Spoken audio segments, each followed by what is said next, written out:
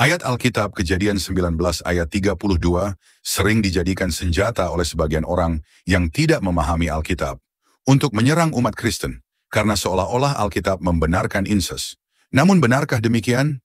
Sebenarnya, disinilah letak kedunguan orang-orang yang hanya mengambil ayat secara sepotong-sepotong, tanpa membaca keseluruhan pasal dan memahami konteksnya, kemudian berkomentar seakan-akan memahaminya.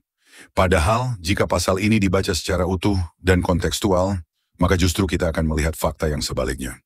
Kejadian 19 mencatat kisah Lot, keponakan Abraham yang selamat dari kehancuran Sodom dan Gomora. Ia dan kedua putrinya kemudian bersembunyi di sebuah gua dan terisolasi dari kehidupan luar. Karena mengira tidak ada laki-laki lain yang hidup, dalam keputusasaan, kedua putri Lot merencanakan tindakan yang salah.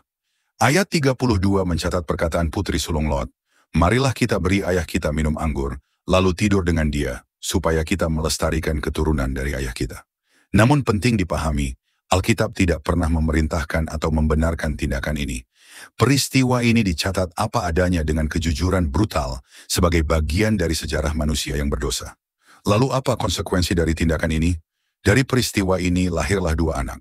Dari putri sulung lahir Moab, yang kemudian menjadi nenek moyang bangsa Moab. Dan dari putri kedua lahir Ben-Ami, nenek moyang bangsa Amon. Moab dan Amon kemudian tinggal berdampingan di sebelah timur sungai Yordan, sekarang wilayah Yordania. Meski punya hubungan darah dengan Abraham, Moab dan Amon berkembang menjadi bangsa yang bukan hanya memusuhi Israel, tetapi juga terkenal jatuh dalam dosa penyembahan berhala yang keji, termasuk praktik mengorbankan anak untuk dewa-dewa seperti Kamos dan Molek. Inilah poin teologis penting, di mana dosa mendatangkan konsekuensi nyata dan menurun lintas generasi.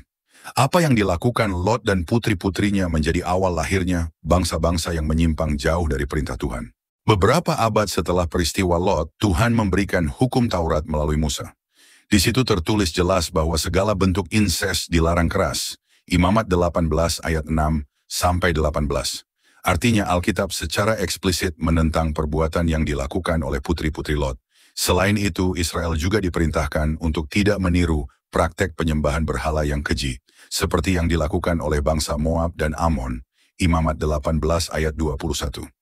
Kesimpulan, dengan memahami konteksnya, maka jelas Alkitab bukan kitab yang memutihkan dosa manusia, melainkan menelanjangi kenyataan dosa, agar manusia sadar betapa mendesaknya kebutuhan akan penebusan. Kejadian 19 ayat 32 adalah peringatan bagi kita. Keputusan yang diambil tanpa iman dan tanpa ketaatan pada Tuhan akan menurunkan konsekuensi dosa yang menghancurkan generasi berikutnya. Jadi siapapun yang mengatakan Alkitab membenarkan inses hanya membuktikan ketidaktahuan mereka akan konteks Alkitab, namun memaksakan diri untuk mengomentarinya. Kisah ini adalah pengingat bahwa manusia butuh bimbingan Tuhan agar tidak jatuh pada jalan gelap seperti Lot dan keturunannya, yang kemudian harus memetik pahitnya buah dari keputusan yang keliru.